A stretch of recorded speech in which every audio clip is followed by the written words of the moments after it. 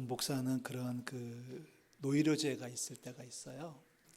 이렇게 강단에 딱 올라왔는데 아무도 없는 거예요. 주일인데. 그러니까 이제 성도들이 누가 빠질까봐, 누가 결석할까봐, 누가 지각할까봐, 누가 도망갈까봐, 누가 삐졌을까봐, 또 뭐가 있을까요? 그래서 이제 그런 강박관념이 있는 것 같아요. 그래서 가끔씩 몇 년에 한 번씩 새벽에 꿈을 꾸면 교인들이 아무도 없을 때가 있어요. 그런데 이렇게 여러분들 와주셔서 감사해요.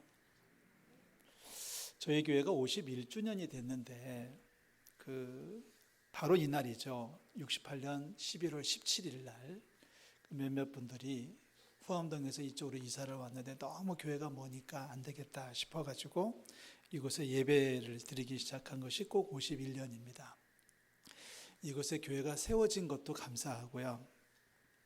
그리고 지난 51년 동안 한 번도 주일 예배를 거르지 않은 것도 엄청 감사합니다. 한 번도 주일 예배를 따로 드린 적이 없어서 감사하고요. 요즘 어떤 교회들은 1층에서 드리고 2층에서 드리고 이러는 교회들도 있더구만요. 저희들은 지난 51년 동안 주일마다 같은 자리에서 같은 성도들이 같은 믿음을 가지고 예배할 수 있어 너무너무 감사합니다. 추수감사는 어떻게 시작했나요? 추수감사는 영국의 청교도들이 신앙의 자유를 찾아가지고 이제 미국으로 이제 배를 타고 이동을 하지요. 배를 타고 이동을 해서 각고의 노력 끝에 많은 분들이 죽어요. 겨울을 나면서. 그러나 이제 인디안들의 도움을 받아가지고 농사를 하고 농사를 해서 첫 번째 수확을 거둔 다음에 이렇게 고백을 합니다. 당신 수고했어요. 우리가 운이 좋았어요. 우리 너무 열심히 일했어요. 이렇게 말한 게 아니라 이 모든 게 하나님의 은혜예요. 라고 고백을 하죠. 그래서 추수감사 예배가 드려졌습니다. 내가 제일 열심히 일했어. 내가 제일 수고 많이 했어. 내가 공이 제일 많아. 자기의 공시사를 한 게 아니라 하나님의 은혜였음을 고백하면서 예배했던 것이 1600년대니까 벌써 꽤 많은 세월이 흘렀습니다. 추수감사절을 지내면 늘 생각나는 게 있습니다. 여러분의 손톱을 한번 봐주시죠. 이쁜가요? 요즘은 매니큐어를 떠나가지고 네일 아트라고 하는 말을 사용하고 있습니다. 매니큐어가 시작된 것이 바로 그 청교도들이 미국에서 고생할 때의 역사를 가지고 있지 않습니까? 그 여인들이 물론 남자도 마찬가지였고요. 열심히 일을 하다 보니 손톱이 깨지고 갈라지고 손이 터지고 손톱이 빠져나갔습니다. 그래서 너무 고통스러우니까 이 손톱을 보호하기 위해서 바를 게 없으니까 그냥 옆에 있는 이런저런 기름을 갖다 바른 것이 매니큐어의 시작입니다. 요즘은 거기다가 보석도 밟고 색깔도 칠하고 난리법석을 해서 요즘은 밖에 나가서 매니큐어 그러면은 좀 들떨어진 사람이고요. 그래도 네일 아트 그래야지만 조금. 근데 요조만한데 무슨 아트는 예술은 무슨 예술인지 모르겠어요. 열심히 일하는 자들에게 주어지는 축복이 감사인 줄로 믿습니다. 자, 오늘 우리는 감사절을 보내고 있어요. 감사절은 그렇습니다. 그 지난 날들을 돌아보면 무조건 감사입니다. 아멘. 좋아서 감사가 아니라 지난 날들을 돌아볼 수 있는 것만으로도 감사할 수 있는 거죠. 그죠? 그렇지 않습니까? 나 어제 잘했어, 어제 잘못했어 라고 하는 말을 할 수 있는 것은 오늘 살아있다는 얘기거든요. 정신이 있다는 얘기거든요. 오늘 죽은 사람들은 어제를 후회하지 않습니다. 어제에 대해서 감사하지 않습니다. 오늘을 살아있다는 것만으로도 감사할 수 있지 않습니까? 제가 축복할 테니 여러분 빨리 아멘 하셔야 돼요. 내년 추수감사절도 믿음 안에 큰 감사가 있기를 주의 이름으로 축원합니다. 지금 아멘 하신 분들은 1년 365일의 삶을 제가 보장하겠습니다. 내년에 살아있다고 하는 것 자체가 우리에게는 사실 보장하기 어렵습니다. 그렇지만 우리는 믿습니다. 하나님께서 더 큰 감사로 또 한 번의 1년을 허락하실 줄로 믿습니다. 지난 날들은 지나간 거예요. 지난 날들에 대해서 후회한들 무슨 소용이 있겠습니까? 다쳤다면 더 많이 다치지 않은 게 감사하고, 망가졌다면 더 많이 망가지지 않은 게 감사하고, 잘못됐다면 더 많이 잘못되지 않은 게 감사할 수 있어야 되겠죠. 다시 돌이킬 수 없다면, 다시 뒤집어 엎을 수가 없다면 무조건 감사인 겁니다. 무조건 감사죠. 그 감사가 항상 감사가 되고 평생 감사가 돼야 되지 않겠습니까? 지난 날들에 대해서는 감사하는 거고요. 동시에 우리들은 여기가 끝이 아니거든요. 추수감사가 우리의 인생의 끝이 아니고 51주년이 우리 교회의 역사의 끝이 아닙니다. 우리는 51주년 감사 예배를 드리고서 교회를 폐쇄하지 않습니다. 우리는 또 한 번의 52년을 바라보고 나아갈 것이고 2019년 추수감사를 했다고 그러면 2020년에 또 한 번의 추수감사를 향해서 우리는 달려가야 되는 거죠. 그러니까 지난 날들에 대해서는 뭐뭐 한다? 감사한다. 앞으로 되어질 날들에 대해서는 도전하는 거예요. 도전하는 겁니다. 더 열심히 해봐야지. 그런데 아무리 생각해봐도 이 일을 내가 하기는 해야 되겠는데 하고 싶은 일이긴 한데 내 힘으로는 어림도 없는 경우가 많이 있습니다. 그래서 우리에게는 또 다른 무기를 가지고 있죠. 하나님이 주신 무기는 바로 기도라고 하는 겁니다. 내가 해야 되는데 내게 주신 사명인데 내 힘으로는 감당할 수 없겠기에 주님 도와주십시오라고 고백하고 기도하는 거죠. 우리 기도함으로 새 역사를 만들어 나가는 우리 모든 성도들 되시기를 주의 이름으로 축원합니다. 오늘 감사절 예배를 준비하면서 출애굽기 3장 말씀을 꺼내 읽는 것은 조금 저도 의외입니다. 사실 감사절 말씀은 아닌데 계속 기도하면서 이 말씀이 제 마음속에 떠나지 않고 기도하는 중에 출애굽기 3장 말씀을 읽었습니다. 지난 날들에 대해서는 감사한다면 앞으로 되어질 일들에 대해서는 우리가 어떻게 살아야 될 것이냐라고 하는 쪽에 초점을 맞추는 이야기입니다. 자, 하나님께서 모세를 부르셨습니다. 모세를 부르실 때 모세의 입장이 어떠했습니까? 사실 모세는 우여곡절 끝에 애굽의 왕궁에 들어가서 애굽의 왕자로 40년을 살았습니다. 몇 년이요? 40년을 살았습니다. 어른이 됐습니다. 그곳에서 왕자로 있으면서 애굽의 문물을 배웠고 이제 큰 전쟁에서 대승리를 거두기도 했고 모세는 그 일을 쭉 나간다면은 잘하면 애굽의 황제도 될 수 있는 경우가 있었습니다. 애굽의 황제라고 하는 것은 지금의 미국, 일본, 러시아, 영국의 권력을 다 합친 것보다 센 권력자입니다. 그 나라의 황제가 될 수 있는 모세였는데 권력이 있었고 정말 하늘을 나는 권력이 있었는데 그만 어떤 사건에 연루가 되면서 모세는 땅바닥으로 곤두박질 치게 됩니다. 누가 싸우는 모습을 보고 갑자기 분이 나가지고 그 애굽의 군인을 쳐서 죽였습니다. 이것 때문에 모함을 받아가지고 안 되겠다 싶은 모세가 생명을 구하기 위해서 미디안으로 도망을 갑니다. 왕자가 일국의 권력자가 미디안 저 구석진 곳으로 1000km가 넘는 길입니다. 먼 길까지 도망을 가가지고 거기서 우연치 않게 양무리를 만났는데 그 양무리의 주인이 바로 이드로라고 하는 미디안의 제사장입니다. 이드로의 양무리를 치면서 이드로가 이놈을 붙잡아야 되겠다 해가지고 자기 딸을 시집을 보내서 사위로 삼지 않습니까? 이것이 얼마 잠깐이라니 생각했는데 무려 40년이라는 세월이 또 그렇게 흘러갔습니다. 그럼 모세가 몇 살이 된 거예요? 모세가 80이 된 겁니다. 그러니까 40년을 왕자로 살았고 40년을 그렇게 더부살이로 살다가 모세는 이제 80이라는 나이를 먹으면서 나는 더 이상 할 게 없겠다. 나는 이제 끝이다. 내 인생은 여기서 이렇게 마감할 수밖에 없겠다라고 하는 그 시점에서 하나님께서 모세를 부르십니다. 우리가 떨기나무의 교훈에서 떨기나무의 축복에서 배울 수 있는 첫 번째 메시지는 이겁니다. 하나님은 쓸모없는 자도 부르신다는 사실입니다.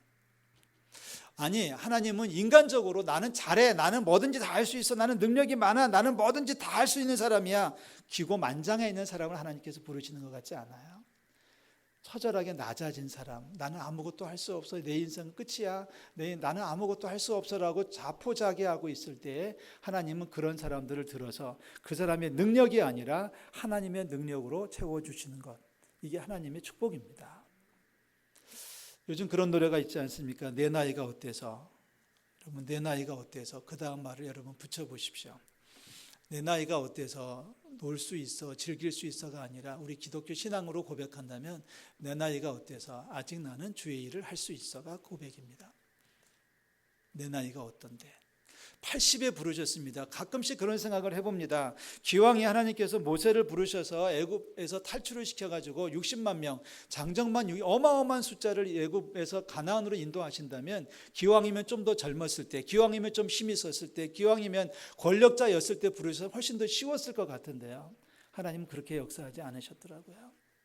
인간적으로 가장 높아질 때 하나님은 돌아보지 않으시다가 가장 낮아질 때 하나님은 가장 낮은 사람을 들어서 큰 인물로 세워주시는 줄로 믿습니다. 우리 나이 탓하지 말자고요. 하나님의 일을 하면서 내 나이가 어때서라고 말하면 안 됩니다. 주님이 부르시는 때가 적기입니다. 할렐루야. 두 번째입니다. 두 번째, 하나님께서는 그날 떨기나무 가운데에서 나타나셨다고 성경은 기록하고 있습니다. 그날 모세는 늘 그래 왔듯이 장인의 양무리를 이끌고서 광야를 다니고 있었습니다. 광야 서쪽으로 인도하여 하나님의 산 호렙이라고 하는 큰 산입니다. 큰 산인데 그 산의 이름이 정확히 어딘지는 모르겠습니다만은 하나님의 산 호렙이라고 하는 산에 도착을 했습니다. 그 도착을 해가지고 거기서 양무리를 치고 있는데 떨기나무에 불이 붙었습니다. 여러분, 광야에서 떨기나무에 불이 붙는 것은 그렇게 희귀한 사건이 아닙니다.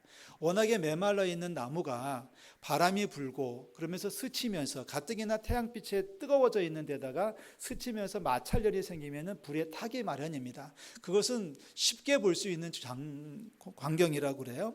언제든지 볼 수 있는 광경인데, 그러면 불이 붙으면 이제 그 불에 의해 가지고 떨기나무는 금방 없어지고 맙니다. 그러니까 불이 확 붙었다가 몇 초 안에 훅 없어지는 것이 보통의 현상인데, 오늘 이 사건은 떨기나무에 불이 붙었는데 떨기나무가 사라지지 않았다는 겁니다. 그 전에 중요한 교훈은 이겁니다. 어디냐는 거죠. 하나님께서 모세를 찾아오신 장소가 어디냐라고 하는 것입니다. 모세가 늘 다니던 곳입니다. 하나님은 우리를 특별한 장소로 부르시기 전에 우리가 머무는 곳에서 찾아오시는 경우가 너무 많습니다. 하나님을 만나기 위해서 어떤 특별하게 어디를 찾아갈 이유가 없이 내가 머무는 집안에서, 내가 일하는 사무실에서, 내가 머무는 장소에서 하나님을 경험하는 저와 여러분들이 되시기를 주의 이름으로 축원합니다. 우리 웨슬레라고 하는 분이 있죠. 요한 웨슬레. 존 웨슬레라고 하는 분은 이제 감리교회 창시자고 또 우리 성결교회의 모태라고 얘기할 수 있는 이 요한 웨슬레가 뜨거운 마음을 가지고 미국 선교를 떠났다가, 영국 사람인데 미국 선교를 갔다가 실패하고 주눅이 들어가지고 영국으로 돌아왔습니다. 요한 웨슬레가 선교에 실패하고 아무런 성과 없이 다시 본국으로 돌아와서 어깨가 쭉 처져가지고 실망하고 있을 때에, 투벅투벅 길을 걷고 있을 때에 마침 수요일 저녁에 어느 교회에서 예배하는, 찬송하는 소리가 들려왔어요. 그래서 좀 늦게나마 이 웨슬레는 그 교회로 들어갔습니다. 들어가 보니까 몇 명도 안 되는 성도들이 찬송을 부르고 예배를 하고 있었어요. 그런데 목사님이 계시지 않아서 예배를 인도할 분도 없었고 설교를 할 사람도 없어가지고 그 신앙서적을 꺼내서 어떤 사람이 읽고 있었습니다. 성경도 아니고 신앙서적, 마틴 루터의 로마서 주석의 그 서문을 읽고 있었어요. 서문을 읽고 있는 그 말씀을 요한 웨슬레가 뒤에 앉아가지고 듣고 있다가 거기서 회심을 합니다. 거기서 변하여 새 사람이 됩니다. 여러분 잘 보세요. 성가대에 아름다운 찬양이 있었던 것도 아니고, 화려한 불빛 속에서 예배했던 거 아니고, 목사가 있어서 하나님의 말씀을 전달해 준 것도 아닌데, 그냥 본인이 뜨거워지니까, 하나님이 거기서 만나주시니까 아무것도 없고 성경도 아니고 설교도 아닌 신앙서적 몇 줄 읽어주는 가운데서 요한 웨슬레가 회심을 해가지고 변화의 새 사람이 되는 거거든요. 우리가 머무는 곳을 거룩한 곳으로 만드시기를 주의 이름으로 축원합니다. 모세가 늘 다니던 길에서 주님을 만났어요. 모세가 늘 머물던 곳에서 주님을 만났다고 하는 이것은 우리가 머무는 곳에서 주님이 찾아오신다고 하는 사실을 우리에게 보여주고 있는 사건입니다. 여러분이 일하는 책상에서, 여러분이 일하시는 주방에서, 여러분이 주무시는 침대에서 주님을 만나는 경험이 있기를 주의 이름으로 축원합니다. 마지막 세 번째, 결정적인 이 사건은 떨기나무가 불이 붙었는데 사라지지 않았다는 겁니다. 보통의 경우는 불이 붙더라도 떨기나무는 금방 없어진다고 말씀드렸죠. 뭐 이파리가 무성한 것도 아니고 바짝 말라있는 그 떨기나무, 가시떨기나무인데 거기에 불이 붙었으면 그냥 붙는 것 같았다가 금방 없어지고 뭐 그렇게 될 거예요. 아니면은 불이 그냥 붙었다가 없어져서 나머지는 그냥 멀쩡하게 남아있을 수도 있었을 겁니다. 그런데 지금 모세가 본 광경은 불이 많이 붙었는데도 불구하고, 오래 지속이 됐는데도 불구하고 떨기나무는 그냥 남아 있었더라는 겁니다. 자, 이 부분에 대해서 우리는 우연의 일치라고 생각하지 않아요. 하나님이 그것을 보여주신 거예요. 하나님이 모세에게 보여주신 겁니다. 야, 봐라, 떨기나무에 불이 붙었지? 그러나 떨기나무는 타지는 않을 거야. 불은 붙었지만 떨기나무는 그대로 존재할 거야. 그러면서 하나님께서 모세에게 말하십니다. 야, 네가 서 있는 곳이 바로 거룩한 곳이니까 신발을 벗어. 그리고 하나님은 모세에게 애굽으로 돌아가. 그리고 이스라엘 백성들을 인도해내라고 하는 엄청난 사명을 허락해 주셨습니다. 왜 떨기나무에 불이 붙었는데도 불구하고 떨기나무가 타지 않았을까? 사라지지 않았을까? 많은 고민을 해보고 많이 묵상을 해보는 대목입니다. 하나님께서 모세에게 좀 더 확실한 것을 보여주시려면 엄청난 산에 불이 붙게 하신다든지 엄청나게 큰 건물이 불이 붙게 하시는지 했을 텐데 떨기나무에, 하찮은 떨기나무에, 그것도 불이 붙었는데도 사라지지 않게 하신 이유는 무엇일까? 하나님은 이렇게 보여주심으로써 모세에게 무엇을 보여주시려고 하신 것일까? 이렇게 정리를 해보고 싶습니다. 여기서 떨기나무는 저와 여러분들인 겁니다. 떨기나무는 누구라고요? 요나입니다. 요나입니다. 불이 붙었습니다. 불이 붙었다고 하는 것은 환란이 온다는 뜻이겠죠. 그런데 떨기나무가 불에 사라지지 않는다는 얘기는 환란이 와도 끄떡없다라고 하는 것을 반추하고 있습니다. 우리 기독교인의 모습입니다. 자, 모세에게 보여주시자. 너 봐라, 떨기나무에 불이 붙었지. 잘 봐, 잘 봐, 잘 봐. 떨기나무에 불이 붙었는데 떨기나무는 지금 사라지지 않는 거야. 처음에 모세는 몰랐을 거예요. 그런데 시간이 지나면서 모세는 확인합니다. 애굽을 탈출해 가지고 엄청난 고난을 겪으면서 엄청난 고생을 겪으면서도 하나님의 백성들은 사그러지지 않는다는 거죠. 힘들고 어려워도 좌절하지 않는다. 우리 신약적인 용어로 말하면 누구든지 그리스도 예수 안에 있으면 망하지 않는다. 환란이 오고 어려움이 왔다 그래서 금방 우리가 풀이 죽어서 인생을 망치는 인생이 아니라 우리 그리스도인의 삶이라고 하는 것은 절대 그렇지 않다. 환란이 오고 어려움이 온다고 할지라도 우리들은 오히려 더 당당하게 세워지는 그리스도인들이라는 사실을 떨기나무를 통해서 우리 주님은 보여주셨습니다. 이것은 모세에게 보여주신 것이 아니라 우리 모두에게 보여주신 하나님의 축복의 메시지인 줄로 믿습니다. 사랑하는 성도 여러분, 여러분도 우리 교단의 마크를 아십니까? 마크를 아십니까? 저렇게 생겼습니다. 저 마크를 만드신 분은 경찰이었습니다. 경찰로서 장로님이셨는데 저분이 저 마크를 디자인을 하셨습니다. 처음에는 좀 더 복잡했던 것을 이제 몇 년 전에, 한 10여 년 전에 이제 어느 대학의 시각 디자인학과 교수하고 같이 앉아가지고 저렇게 다시 심플하게 만든 것이 저 디자인을 지금 저희 교단에서는 쓰고 있습니다. 여러분 지금 저 마크에서 두 가지를 보셔야 됩니다. 하나는 가시관이 보이고 하나는 백합이 보입니다. 가시관이 아니라 가시나무죠. 자, 저 그림을 그리시면서 그 조남섭이라고 하는 장로님이 가지고 있었던 신앙 고백은 그겁니다. 우리 그리스도인들은, 지금은 돌아가셨어요. 우리 그리스도인들은 가시밭에 백합하다. 가시밭에 백합하다. 무슨 뜻일까요? 백합이 중심입니다. 가시는 우리의 삶의 현장입니다. 백합은 우리입니다. 백합은 가시에 찔리면 찔릴수록 그 향기가 더 멀리 뻗어나가는 특성이 있다는 거예요. 이게 그리스도인들의 모습, 오늘의 성결인들의 모습을 정확히 보여주고 있는 겁니다. 자, 저 좀 보십시오. 백합이 갑자기 이상한 남자로 바뀌어가지고 좀 혼동스러울 텐데, 자, 여러분 보세요. 가시나무 떨기에 불이 붙었다. 그런데 불이 활활 타는데도 떨기나무가 사그러지지 않았다. 하나님은 모세에게 분명히 보여주십니다. 이게 우리의 운명이야. 이게 우리 그리스도인들의 사명이야. 이게 우리 하나님의 백성들의 모습이라고 하는 사실을 보여주셨던 거죠.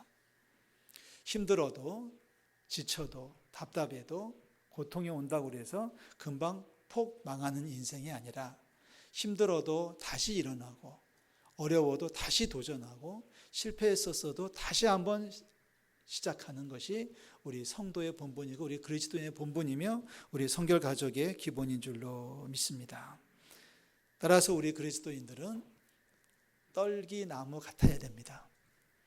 떨기나무의 축복을 누릴 수 있어야 됩니다. 불이 붙어도 다시 말해 환란이 오고 시험이 와도 변함없는 그리스도인입니다. 인생 다 끝났다고 낙심하고 포기하는 것이 아니라 하나님이 부르시면 그때부터 시작이라고 하는 거죠. 그리고 하나님의 부르심은 바로 우리가 머무는 곳에서 하나님의 부르심을 경험할 수 있다고 하는 것을 반드시 기억해야 됩니다. 떨기나무의 교훈, 떨기나무의 축복을 경험하는 우리 모든 성도들 되시기를 주의 이름으로 축원합니다. 지난 날들 지났습니다. 이미 지났습니다. 감사함으로 정리하십시오. 원통해도 소용없고 분통해도 소용없고 이미 지난 걸 가지고서 후회해도 소용없습니다. 망가졌으면 어떻게 해요? 더 많이 망가지지 않은 것이 감사하고, 또 망가졌다 할지라도 다시 도전할 수 있음에 감사를 드려요.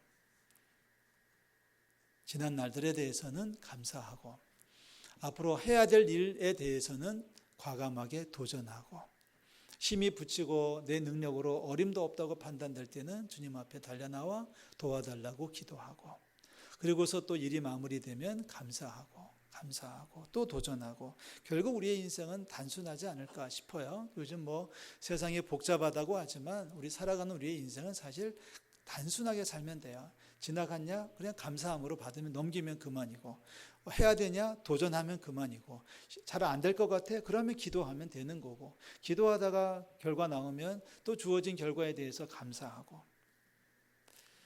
자, 이게 우리들의 인생인 줄로 믿습니다. 이게 그리스도인의 삶이에요. 너무 우리 세상을 어렵게 살지 않았으면 좋겠습니다. 한번 여러분 답을 해보실 수 있겠어요? 지나간 일에 대해서는 뭐하고? 감사하고, 할 일에 대해서는 도전하고, 힘이 딸리면 기도하고, 그래서 하나님의 일 도우심으로 또 감당해내다가 또 한순간이 지나면 또 감사하고. 우리 내년 추수감사절에 더 큰 감사가 있기를 주의 이름으로 축원합니다. 52주년을 향해서 달려갑니다. 또 한 번의 도전을 해서 우리에게 주신 사명을 잘 감당하는 우리 모든 성도들 되시기를 주의 이름으로 축원합니다. 하나님 앞에서 행여라도 연수를 자랑하지 않았으면 좋겠고요. 하나님 앞에서 행여라도 우리가 머무는 곳을 불평하지 않았으면 좋겠습니다.